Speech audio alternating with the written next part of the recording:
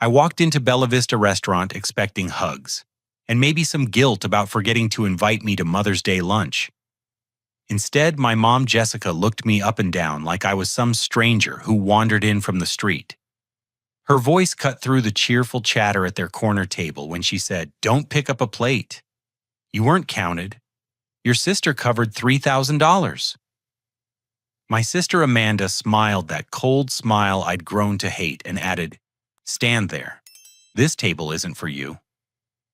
I didn't argue, didn't make a scene, but I watched Amanda charge the whole meal to my saved card on Mom's phone. I quietly voided the transaction, left a folded note on Mom's empty chair, and walked out. She read it, froze completely. Then everything started shutting down around that table. Minutes later, 47 missed calls hit my phone. The drive home from Bella Vista felt like the longest 20 minutes of my life. My hands shook on the steering wheel as I replayed what had just happened. 3 months ago, I thought I had a normal family.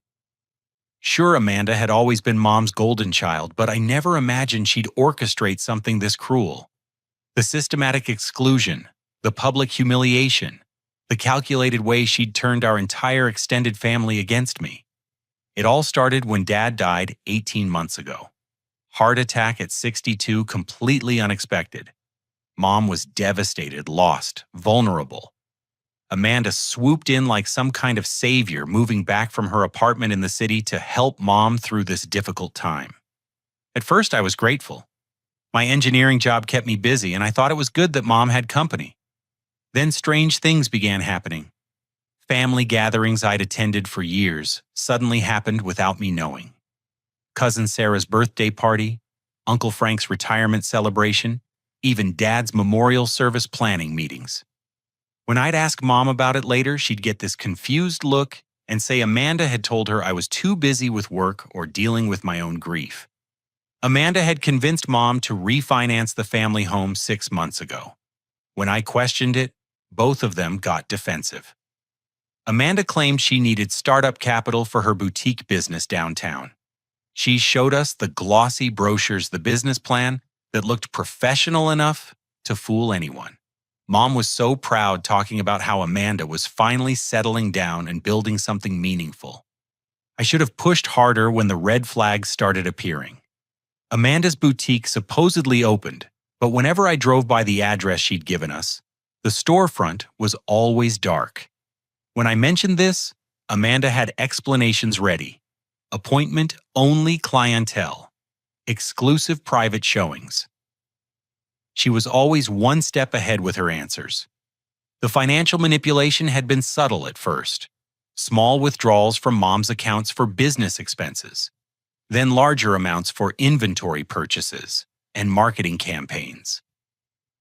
Mom defended every transaction because Amanda had positioned herself as the responsible daughter helping secure their financial future. My attempts to warn Mom only made things worse. Amanda painted me as jealous, unstable, possibly even dangerous. She told elaborate stories about my supposed drinking problem, my anger issues, my resentment over Dad's will. None of it was true, but Amanda was convincing.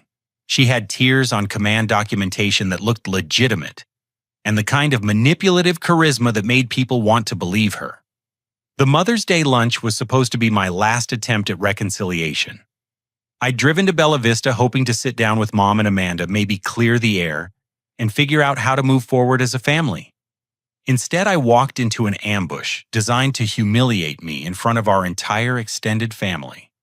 Aunt Patricia had been there, Uncle Frank, cousins Sarah and David, even Mom's church friend Eleanor. They all watched as Amanda publicly rejected me, as Mom treated me like some unwelcome intruder. The looks on their faces told me this wasn't the first time they'd heard negative things about me. Amanda had been poisoning the well for months. But I'd come prepared for something like this. The note I left contained a USB drive with 3 months' worth of investigation, bank statements showing Amanda's fake business expenses, security footage from the supposed boutique location proving it never operated, text messages between Amanda and her boyfriend Jake about their plans to buy a luxury car with Mom's money. I'd hired a private investigator named Marcus Thompson after the third time Amanda claimed I'd stolen money from Mom's purse during family visits. Marcus was expensive, but he was thorough. He traced every dollar Amanda had taken, documented every lie she'd told, built a case that even the most trusting person couldn't ignore. The climactic moment came when I realized Amanda was charging the $3,000 Mother's Day lunch to my credit card information saved in Mom's phone. She'd been using my cards for weeks, small charges that I'd dismissed as fraud. But this was different. This was theft happening right in front of me, designed to humiliate me while literally making me pay for my own exclusion. Voiding that transaction probably saved me $3,000. But more importantly, it would leave Amanda scrambling for backup payment in front of the entire family. Her own cards would decline because her accounts were empty. The boutique business that supposedly generated all this wealth was completely fictional. My phone started buzzing before I even reached my car. By the time I pulled out of the restaurant parking lot, Amanda was calling every 30 seconds. Then Mom started calling, then Aunt Patricia, Uncle Frank, the cousins. Everyone who'd watched that scene unfold was now demanding explanations. I didn't answer. Let them read the evidence first. Let them see the documentation, the bank statements, the security footage. Let them understand exactly how Amanda had played them all for fools, while systematically destroying my relationship with our family. The 47 missed calls kept coming as I drove home. Each ring felt like validation that the truth was finally coming out. I sat in my apartment that evening staring at my phone as it continued buzzing with desperate calls from family members. 3 hours had passed since I'd walked out of Bella Vista, and the chaos was clearly escalating. But I wasn't ready to talk yet. First, I needed to review everything one more time, make sure my evidence was bulletproof. Marcus Thompson had done exceptional work over the past 3 months. The private investigator specialized in financial fraud cases, and he'd built a comprehensive picture of Amanda's deception that went far beyond what I'd initially suspected.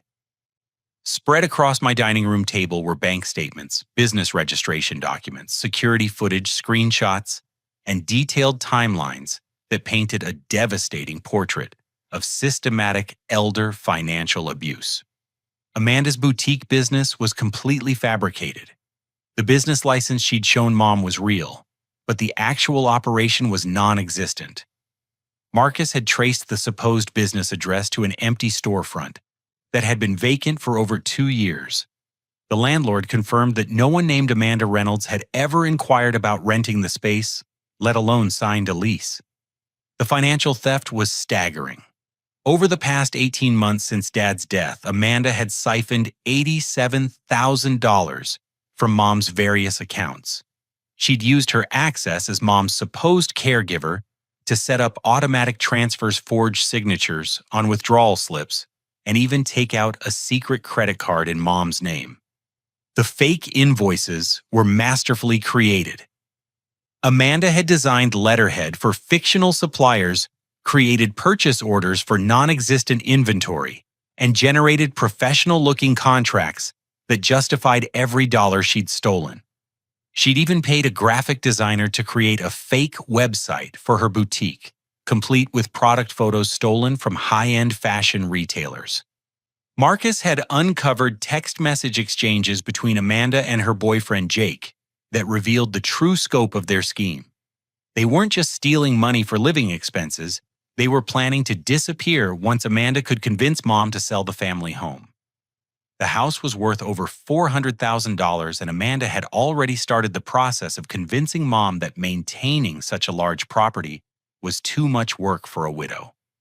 The most disturbing discovery was how Amanda had systematically isolated me from the family. Marcus had interviewed several family members under the pretense of gathering information for a family reunion planning committee. Their responses revealed that Amanda had told elaborate lies about my mental health, my supposed substance abuse problems, and my alleged threats to put Mom in a nursing home against her will. Aunt Patricia believed I was struggling with alcoholism and had become violently angry during family gatherings. Uncle Frank thought I was stealing money from Mom's purse and manipulating her finances. Cousin Sarah and David had been told I was making Mom uncomfortable with inappropriate comments about selling Dad's belongings. None of it was true, but Amanda's lies were detailed and consistent.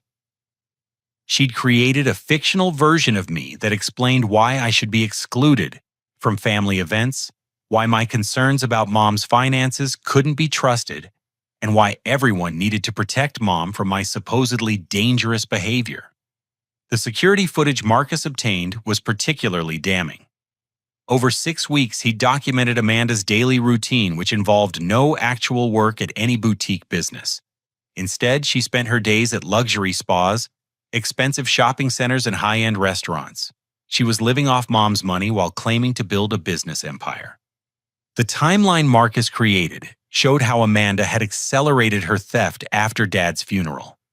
She'd moved in with Mom ostensibly to provide companionship and support, but really to gain complete access to financial accounts and prevent me from discovering her activities.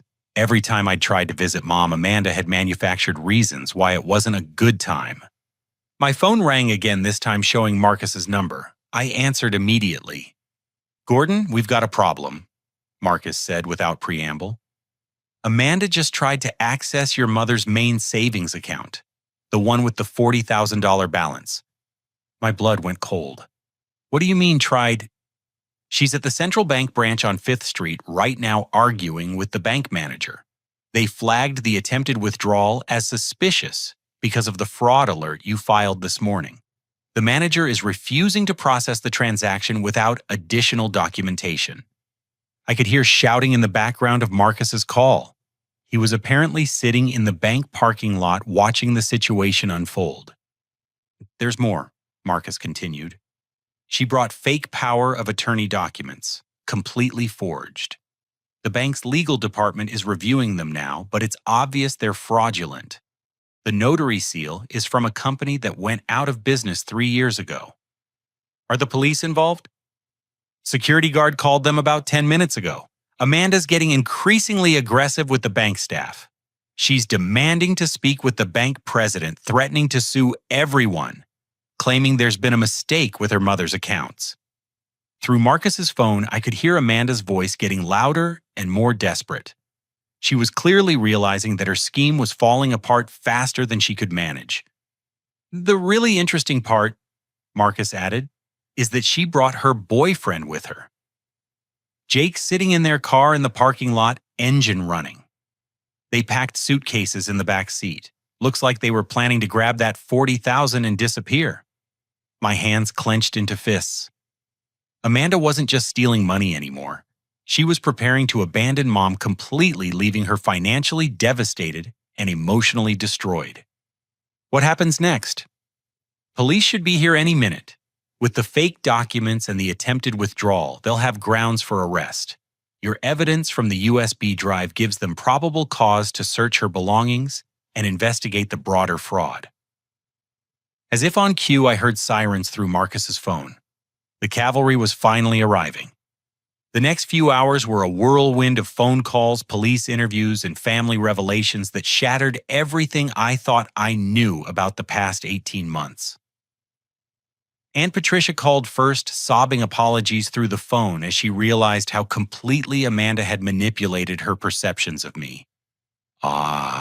Gordon, I'm so sorry," Patricia said, her voice breaking. "Amanda told us you'd been drinking heavily since your father's death. She said you'd shown up at family gatherings intoxicated and made inappropriate comments to the women. We thought we were protecting everyone by not inviting you." The lies were even more elaborate than I'd realized. Amanda had created specific incidents that never happened, complete with dates and witnesses who weren't actually present. She'd claimed I'd made advances toward Cousin Sarah at Uncle Frank's birthday party, that I'd stolen money from Mom's purse during Christmas dinner, that I'd threatened to have Mom declared incompetent so I could control her finances. Uncle Frank's call came 30 minutes later. His voice was heavy with shame and regret. She convinced us you were planning to put Jessica in some cut-rate nursing home and sell the family house, Frank explained. Amanda showed us what looked like brochures you'd supposedly collected, applications you'd supposedly filled out. We believed her because she seemed so concerned about protecting Jessica.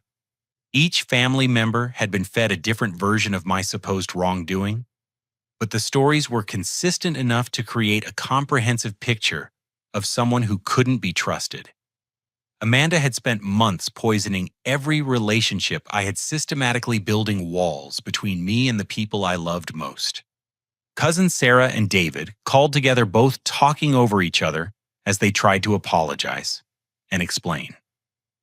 They'd been told I was experiencing some kind of mental breakdown, that my grief over Dad's death had manifested as paranoid delusions about Amanda stealing money. They thought they were being compassionate by giving me space to work through my problems. The most heartbreaking call came from Mom herself. Her voice was small and confused, like she was waking up from a long dream. "Gordon, I don't understand what's happening," she said. "Amanda told me you were angry about your father's will, that you blamed me for his death somehow. She said you'd been calling her terrible names and threatening to cut off contact with the family unless I gave you money." I could hear the genuine confusion in Mom's voice. Amanda had created such an elaborate web of lies that Mom couldn't distinguish between reality and the fictional narrative she'd been fed.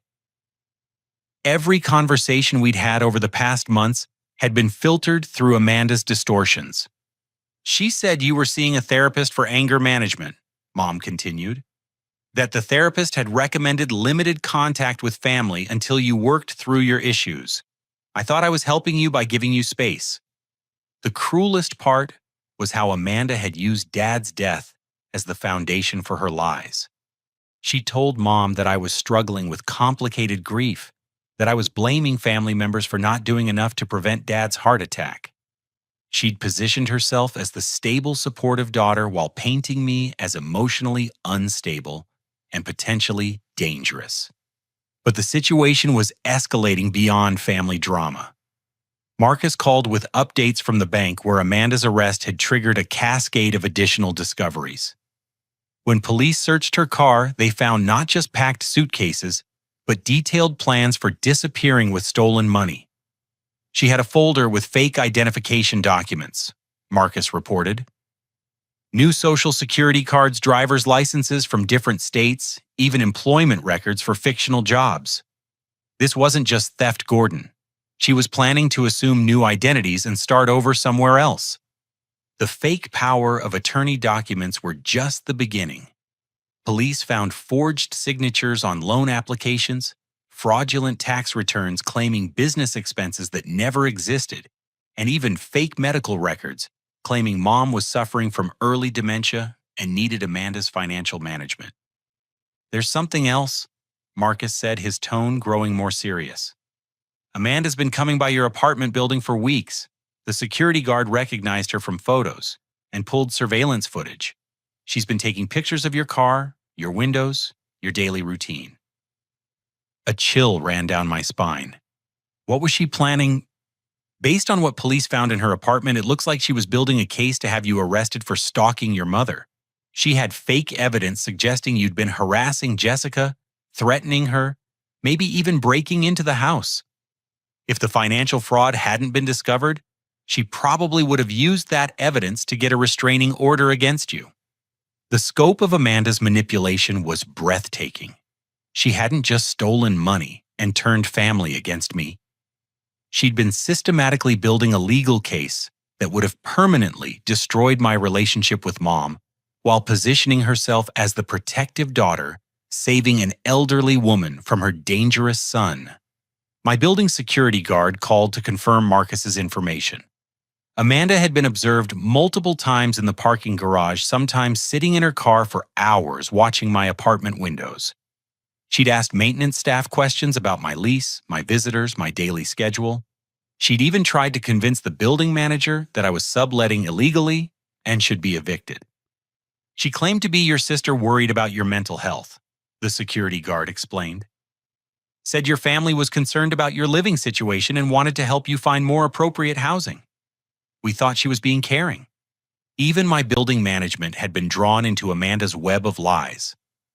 She'd been setting up scenarios to make me appear unstable, irresponsible, and in need of family intervention that only she could provide. The police investigation was moving quickly now. Detective Carmen Rodriguez called to schedule an interview explaining that Amanda's case had been referred to the Financial Crimes Unit due to the complexity and scope of the fraud. The fake documents, the systematic theft, and the evidence of planning to flee made this a serious felony case. We're going to need your full cooperation, Detective Rodriguez explained. Your private investigator's work is excellent, but we need your first-hand testimony about the family manipulation and financial abuse. This is going to be a federal case. As evening fell, I sat in my apartment surrounded by evidence of my sister's betrayal, trying to process the magnitude of what had been revealed. Amanda hadn't just stolen money. She'd stolen my family, my relationships, my reputation, and nearly my entire life. But for the first time in months, I wasn't alone anymore. The truth was finally coming out, and people were starting to understand what had really been happening. My phone rang one more time. It was building security. Mr. Reynolds, there's a situation down here you need to know about. Your sister is in the lobby, and she's making threats. I could hear Amanda screaming from the elevator as I rode down to the lobby. Her voice echoed through the marble walls, high-pitched and desperate, nothing like the controlled manipulation I'd witnessed for months. When the doors opened, I saw her cornering the security guard near the reception desk, her designer clothes wrinkled, and her carefully styled hair disheveled. "He's trying to destroy my life," she shrieked, pointing at me as I approached. "He forged those documents to frame me. He's been planning this for months because he's jealous of my success." The security guard, a patient man named Carlos, who'd worked in the building for over a decade, stepped between Amanda and me with practiced calm. "Ma'am, I'm going to need you to lower your voice and step back from the desk." Amanda's mask had completely slipped. Gone was the composed, caring daughter who'd manipulated our family for over a year. In her place stood someone desperate and cornered, lashing out with increasingly wild accusations. "My brother has been stealing from our mother," she continued, her voice breaking with fake emotion. "He's been forging her signature on checks, manipulating her medications to make her confused, isolating her from family who could help." Every accusation she hurled at me was actually something she'd done herself. It was like listening to a confession disguised as blame. Carlos had heard enough. "Ma'am, I'm calling the police. You need to leave the building immediately." "You don't understand." Amanda grabbed Carlos's arm, her nails digging into his uniform sleeve. "He's dangerous. He's been stalking our mother, threatening to hurt her if she doesn't give him money. The whole family is afraid of him." Carlos gently but firmly removed Amanda's hand from his arm. "Ma'am, step back now, or I will physically remove you from the premises." Amanda's eyes darted around the lobby, calculating, searching for some angle she hadn't tried yet. When she spotted me standing by the elevators, her expression shifted to something that looked almost like relief. "Gordon," she called out, suddenly switching to a pleading tone. "Thank God you're here. There's been a terrible mistake. Someone stole my identity and used it to access Mom's accounts. We need to work together to fix this before it destroys our family." The audacity was stunning. Even caught red-handed with fake documents and evidence of months of fraud, Amanda was still trying to manipulate the situation. She approached me with her arms outstretched, tears streaming down her face. "I know we've had our differences, but we're family. We can't let some identity thief tear us apart. I need your help to prove my innocence." I stood perfectly still, watching her performance with a mixture of disgust and amazement. "Amanda, stop. The police have it all wrong," she continued, ignoring my words. "I was trying to protect Mom's money from the real thieves. That's why I moved those funds to secure accounts. That's why I had to take control of her finances. Someone was targeting elderly people in our neighborhood, and I was trying to prevent Mom from becoming a victim. Carlos was already on the phone with police dispatch reporting a disturbance and requesting immediate assistance. But Amanda kept talking, spinning new lies, as quickly as her mind could generate them. Those documents they're calling fake, I got them from a legitimate attorney who specializes in elder care protection. The notary seal looks outdated because the attorney's office uses vintage stamps to prevent fraud. Everything I did was legal and necessary. She grabbed my hands, squeezing them tightly as if physical contact could somehow make her lies more believable. Gordon, you know me. You know I would never hurt our family. Help me explain this to everyone before it's too late. The elevator dinged, and 3 police officers stepped into the lobby. Amanda immediately released my hands and stepped back, her expression shifting once again to wounded innocence. "Officers, thank goodness you're here," she said, her voice now calm and reasonable. "There's been a serious misunderstanding about some family financial matters. My brother and I were just discussing how to clear up the confusion." Officer Janet Morrison, a veteran patrol officer who'd clearly dealt with similar situations before, surveyed the scene with experienced eyes. "Are you Amanda Reynolds?" "Yes, but I can explain everything. The bank made errors in their records, and my family is being misled by incorrect information." Officer Morrison nodded to her partners who positioned themselves near the building exits. "Ms. Reynolds, you're under arrest for financial fraud, elder abuse, and attempted theft. You have the right to remain silent." Amanda's carefully constructed facade finally cracked completely. "This is insane. You can't arrest me for trying to protect my own mother. Gordon, tell them how our mom asked me to help manage her finances." As Officer Morrison began reading Amanda her rights, the full scope of the situation became clear. This wasn't just about stolen money or manipulated family relationships. Amanda had constructed an elaborate alternate reality where she was the victim and hero simultaneously, where every crime she committed was actually protection, and where everyone else was either confused or malicious. The other officers searched Amanda's purse and found additional evidence that Marcus hadn't uncovered. Fake business cards for the non-existent boutique, forged letters from fictional clients thanking her for excellent service, even fake photographs showing her in a professional-looking retail environment that had been digitally manipulated. She's got what looks like a whole fake life documented in here, Officer Morrison observed, flipping through Amanda's wallet. Multiple driver's licenses, business licenses for companies that don't exist, even fake employee identification cards. As they led Amanda toward the police car, she made one final desperate attempt to control the narrative. "Gordon," she called over her shoulder, "remember what Dad always said about family loyalty? Don't let them destroy everything we've built together." But Dad had never said anything about loyalty requiring blind trust or ignoring obvious wrongdoing. Dad had taught us about integrity, honesty, and protecting people who couldn't protect themselves. Amanda had violated every value our father had tried to instill in us. Carlos shook his head as the police car pulled away. "In 20 years of security work, I've seen a lot of family drama, but that was something else entirely." My phone was buzzing again. Detective Rodriguez calling with updates from the expanded investigation. The federal authorities had gotten involved because Amanda's scheme crossed state lines and involved sophisticated identity theft.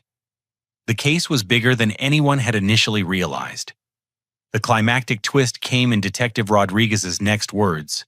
"Gordon, we need to talk in person immediately. We found something in your sister's apartment that changes everything. This isn't just financial fraud anymore. We're looking at potential attempted murder charges." Detective Carmen Rodriguez's office at the downtown precinct felt surreal at 11:30 on a Sunday night. But the gravity of what she was about to reveal demanded immediate attention. Spread across her desk were evidence bags containing items seized from Amanda's apartment that painted a picture so disturbing I initially refused to believe it. Your sister had been researching untraceable poisons for the past 6 months. Detective Rodriguez said, opening a thick folder filled with printed web pages. We found detailed searches for substances that mimic natural health problems in elderly people. Heart palpitation medications that become dangerous in high doses. Sleep aids that cause confusion and memory problems when administered regularly. The blood drained from my face as I stared at the evidence. You're saying she was poisoning Mom? Based on what we found, it appears your sister was slowly increasing your mother's prescribed medications while adding additional substances designed to worsen her cognitive function and overall health. FBI agent Lisa Martinez joined us, introducing herself as the lead investigator for the Financial Crimes Unit. She'd been called in when the case expanded beyond local jurisdiction, but what she'd discovered went far beyond financial fraud. Amanda's computer contained detailed research on inheritance laws, life insurance policies, and the legal process for declaring someone mentally incompetent, Agent Martinez explained. She'd been building a comprehensive plan that would have made her your mother's sole heir and legal guardian. The evidence was overwhelming. Amanda had purchased small amounts of various medications from online pharmacies using fake prescriptions. She'd researched how different combinations of drugs could cause symptoms that looked like natural aging or developing dementia. She'd even consulted with illegitimate medical professionals about the effects of certain substances on elderly patients. The really disturbing part, Detective Rodriguez continued, is that we found a timeline in her apartment. Your mother was supposed to have a health crisis within the next 2 weeks, something that would require immediate hospitalization and potentially long-term care. Amanda's manipulation had been far more sinister than financial theft. She'd been systematically poisoning Mom to create medical conditions that would justify taking complete control of her life and finances. The house sale Amanda had been pushing wasn't just about accessing equity. It was about liquidating assets before Mom became too incapacitated to object. Agent Martinez opened another evidence bag containing a small notebook filled with Amanda's handwriting. She documented every medication she gave your mother, every symptom. She observed every change in cognitive function. This is essentially a poisoning journal. I read a few entries with growing horror. Amanda had noted Mom's increasing confusion, her memory problems, her physical weakness, and her growing dependence on Amanda for basic daily activities. But instead of concern, Amanda's notes showed satisfaction with her mother's deteriorating condition. Did Mom know? I asked, though I already suspected the answer. Your mother had no idea, Detective Rodriguez confirmed. Amanda was grinding pills into her food, adding liquid medications to her coffee and tea, even putting substances in her shampoo that could be absorbed through the skin. The dosages were carefully calculated to cause symptoms without immediate life-threatening effects. The scope of Amanda's planning was breathtaking and terrifying. She hadn't just stolen money. She'd been slowly killing our mother while positioning herself as the dedicated daughter caring for an increasingly frail parent. Every family member who'd praised Amanda for her devotion had unknowingly been complimenting her for successfully poisoning an elderly woman. We've already contacted your mother's primary care physician, Agent Martinez said. Dr. Patricia Chen has agreed to admit Jessica to the hospital immediately for comprehensive toxicology screening and treatment. The good news is that most of the substances your sister used can be filtered out of the system with proper medical intervention. Relief washed over me, followed immediately by rage. Amanda had been planning Mom's murder for months, disguising it as natural health decline, while stealing her money and destroying her relationships with family members who might have noticed something was wrong. There's more, Detective Rodriguez said grimly. We found evidence that your sister had taken out multiple life insurance policies on your mother without her knowledge. The total death benefit would have been over $800,000. Amanda had been playing a long game that involved not just theft, but carefully planned murder. The boutique business, the family manipulation, the systematic isolation of me from Mom's daily life, it was all designed to create conditions where Amanda could poison Mom to death without anyone suspecting foul play. How long has this been going on? Based on the medical evidence and your sister's documentation, probably since shortly after your father's death, Agent Martinez replied. The poisoning started gradually and increased over time. Your mother's recent health problems weren't natural aging. They were the result of sustained chemical abuse. I thought about Mom's increasing frailty over the past year, her memory problems, her growing dependence on Amanda for simple tasks. I'd attributed it to grief and natural aging, but Amanda had been systematically destroying Mom's health while positioning herself as the only person capable of caring for her. The attempted bank withdrawal today was probably triggered by urgency, Detective Rodriguez explained. Your sister knew the poisoning timeline was accelerating, and she needed to access liquid funds before your mother became too incapacitated to provide authorization. Agent Martinez showed me additional evidence from Amanda's computer research on how to fake medical emergencies information about which hospitals had the least thorough emergency room procedures and detailed maps of rural areas where someone might dispose of evidence after a suspicious death. Your sister wasn't just planning to inherit your mother's money, Agent Martinez said. She was planning to disappear entirely after your mother died. New identity, new location, completely untraceable. The fake identification documents police had found in Amanda's car weren't just for temporary escape. They were for a permanent new life, funded by insurance money from Mom's murder. Amanda had been planning to kill our mother and then vanish, leaving behind a grief-stricken son who would never know his sister had committed the perfect crime. What happens now?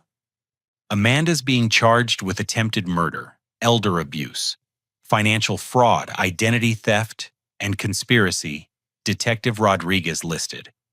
The federal charges alone carry a potential sentence of 25 years to life. With the state charges added, she's looking at life in prison without parole. Agent Martinez closed her files and looked at me directly.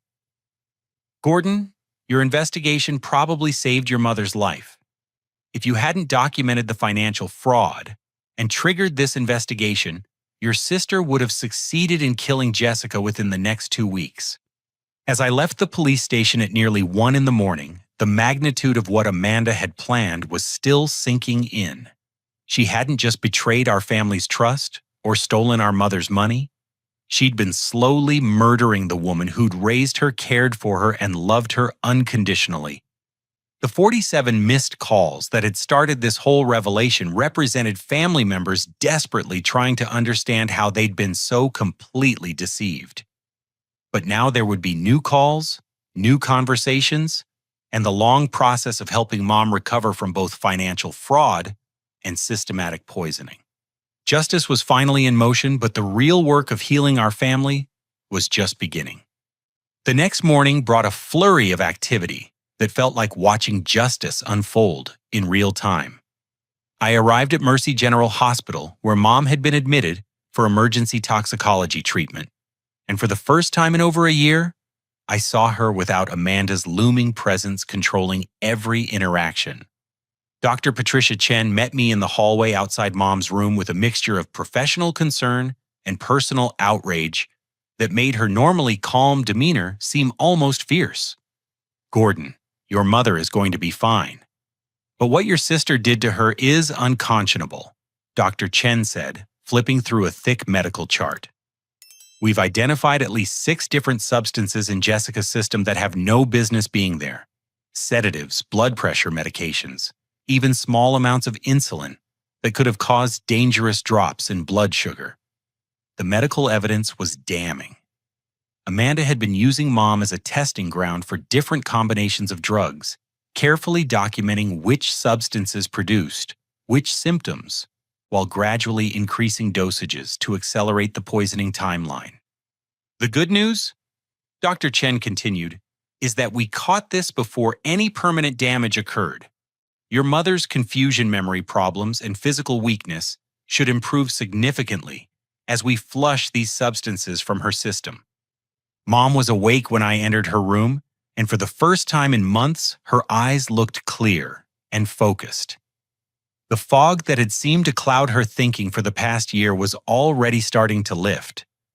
"Gordon," she said, reaching for my hand with strength I hadn't seen since Dad's funeral. "I'm starting to remember things that don't make sense. Things Amanda told me about you that feel like lies now."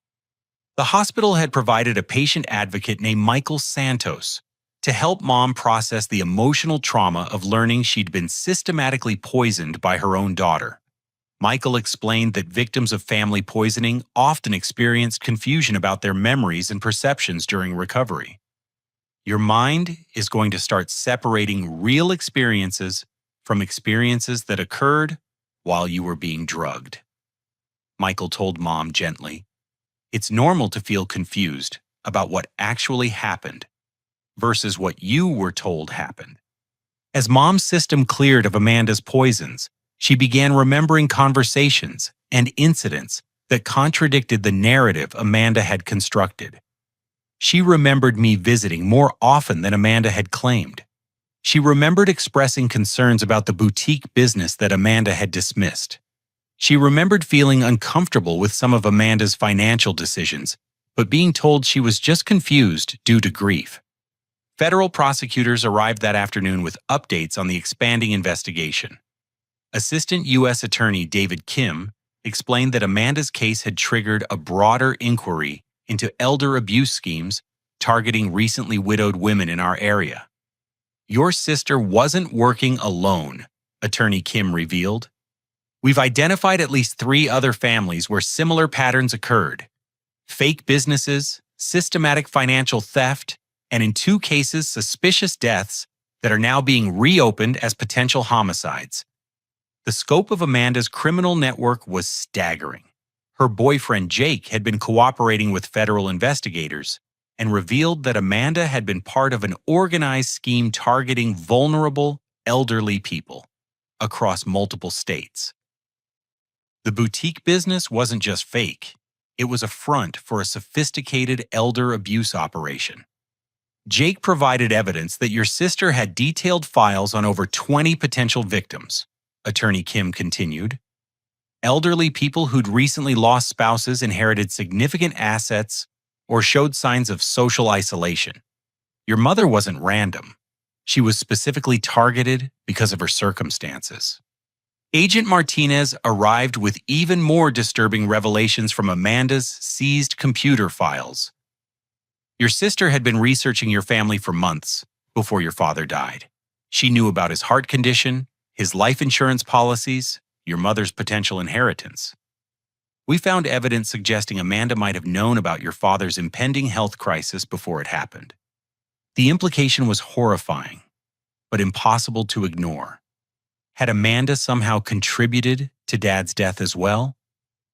The investigation was expanding to include a review of Dad's medical records and the circumstances surrounding his sudden heart attack. "We're exhuming your father's body for additional toxicology testing," Agent Martinez said quietly. "Amanda had access to his medications, his food, his daily routine. Given what we now know about her methods, we can't rule out the possibility that his death wasn't entirely natural." Meanwhile, the civil proceedings were moving rapidly. Mom's attorney, Jennifer Walsh, had filed emergency motions to freeze all of Amanda's assets and recover the stolen funds. The fake boutique business was being dissolved. Amanda's apartment lease was being terminated, and every account she'd opened with Mom's money was being traced and reclaimed. "We should be able to recover almost all of the stolen money," Attorney Walsh explained. "Amanda hadn't had time to hide or spend most of it. The luxury purchases can be sold, the fake business assets can be liquidated, and the fraudulent loan on your mother's house can be reversed." The extended family had rallied around Mom and me with a level of support that felt overwhelming after months of isolation. Aunt Patricia had organized a schedule ensuring Mom would never be alone during her recovery. Uncle Frank had hired additional security for Mom's house and my apartment building. cousins Sarah and David were taking turns staying overnight at the hospital. "We all feel terrible about believing Amanda's lies." Aunt Patricia said, tears in her eyes as she sat beside Mom's hospital bed. "She was so convincing, so detailed in her stories about Gordon's supposed problems. We should have questioned it more, should have talked to you directly, instead of just accepting her version of events." The family healing process was complicated by the realization that everyone had been manipulated differently. Amanda had told each person slightly different lies designed to prevent them from comparing notes or questioning her narrative.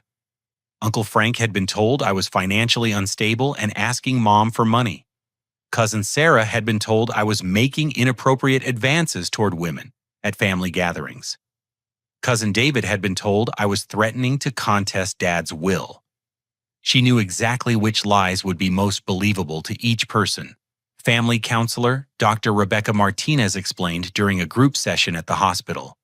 Manipulative personalities often excel at identifying individual vulnerabilities and crafting deceptions that exploit those specific weaknesses. As evening approached, Detective Rodriguez arrived with the final piece of Amanda's puzzle. The investigation had uncovered Amanda's ultimate endgame, and it was more elaborate than anyone had imagined. "Your sister had already purchased a house in rural Montana under one of her fake identities," Detective Rodriguez revealed. "She'd set up bank accounts, established credit history, and even created employment records for a fictional career. She wasn't just planning to disappear after your mother died. She'd been building an entirely new life for months." Amanda had been planning the perfect crime. Murder disguised as natural death inheritance money that would fund a new identity in a location where no one would ever think to look for her. If I hadn't uncovered the financial fraud, Amanda would have succeeded in killing Mom and disappearing without a trace. The final climactic twist came when Agent Martinez received a call from the Montana field office. "They just searched the house your sister bought.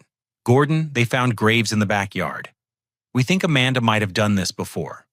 6 months later, I sat in federal district court watching Amanda receive a sentence of 25 years to life in federal prison, with no possibility of parole for 15 years.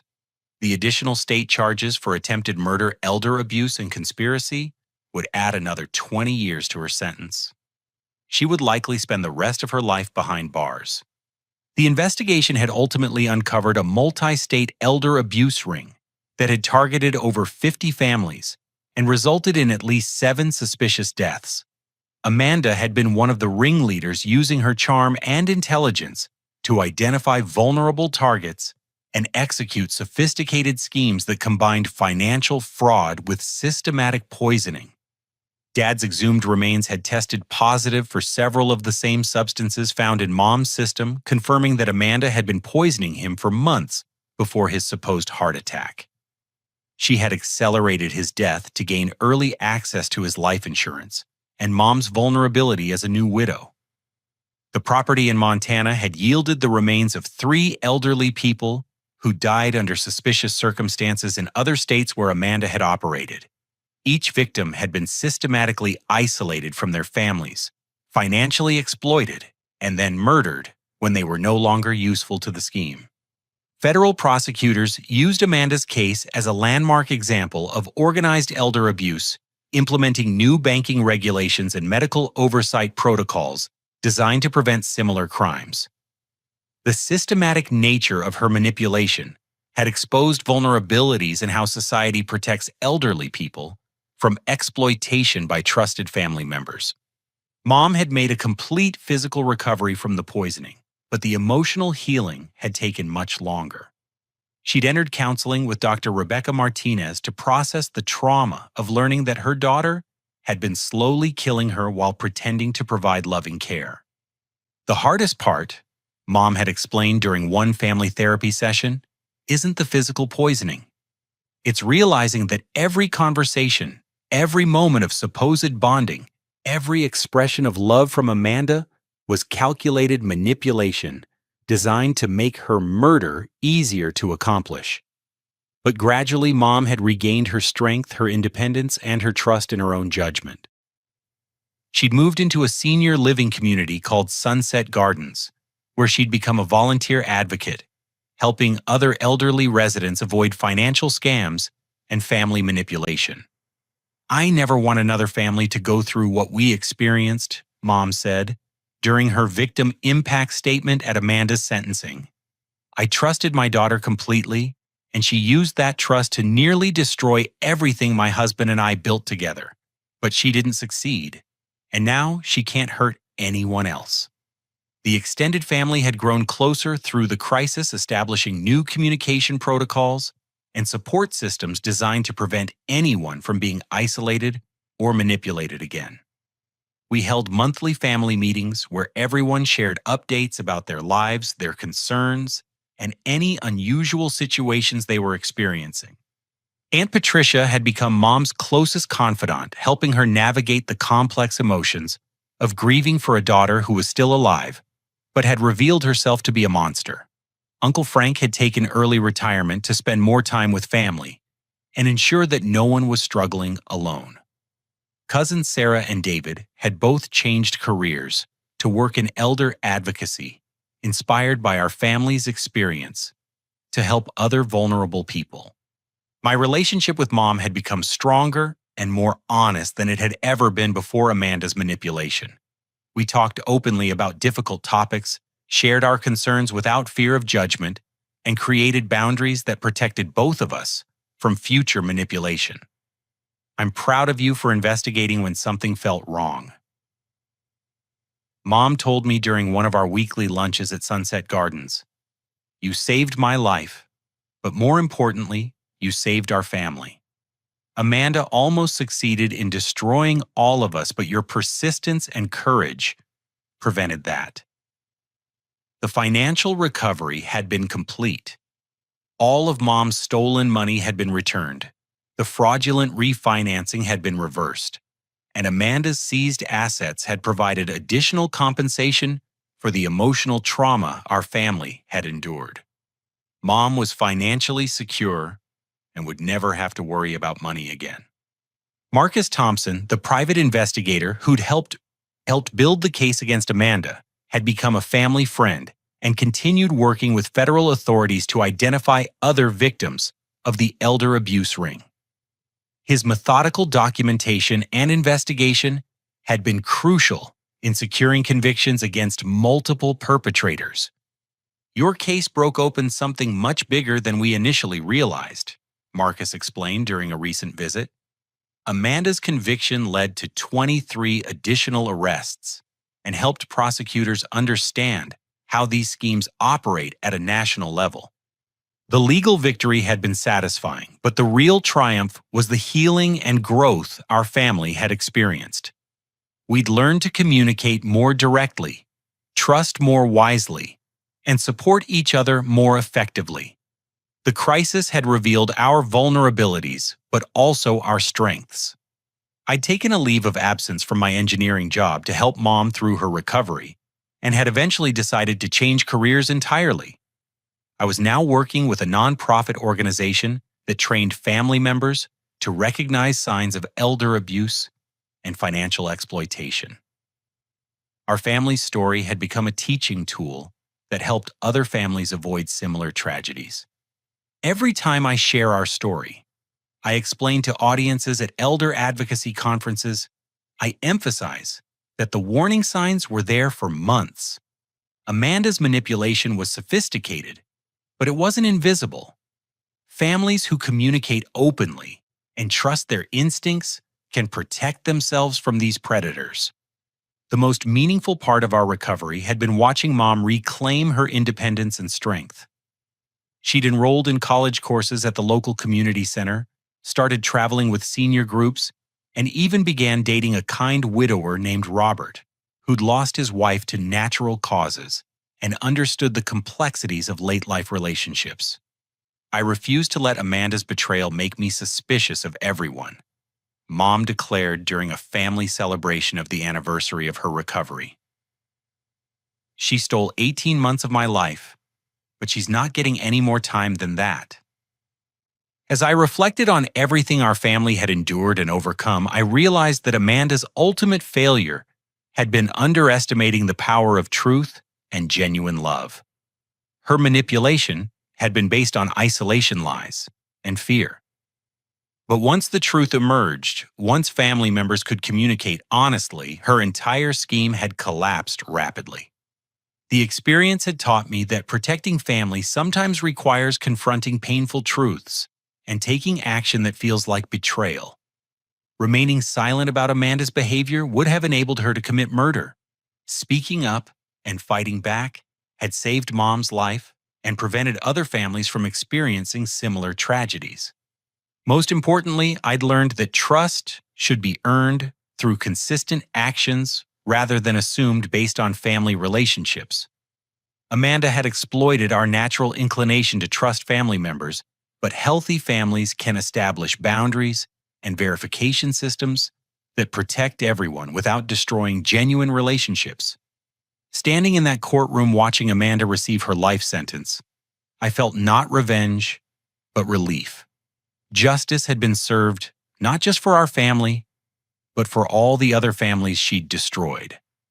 The woman who'd tried to manipulate poison and murder her way to wealth was going to spend the rest of her life in prison, unable to harm anyone else. Now, every Sunday, I visit Mom at Sunset Gardens for lunch in their beautiful dining room overlooking the community garden she helps maintain. We talk about current events, family updates, her volunteer work, and sometimes about Amanda, but always in the context of healing and moving forward, rather than remaining trapped in the past. The family that emerged from Amanda's manipulation is smaller, but infinitely stronger, built on honesty rather than manipulation, protected by vigilance rather than blind trust, and connected through genuine love rather than obligation or fear. Have you ever had to make the difficult decision to expose a family member's harmful behavior, even when it meant facing criticism or losing relationships? Sometimes protecting the people we love requires courage to confront uncomfortable truths and take action that others might not understand. I'd love to hear your thoughts about family loyalty versus protecting vulnerable family members in the comments below. If this story resonated with you or helped you recognize warning signs in your own family, please like this video and share it with others who might benefit from understanding how elder abuse schemes operate. Subscribe to our channel for more stories about overcoming family manipulation and protecting vulnerable loved ones. Thank you for listening to our family's journey from deception to healing. Remember that speaking up about suspected abuse isn't betrayal, it's protection. Sometimes the most loving thing you can do is refuse to enable harmful behavior, even when that person is family.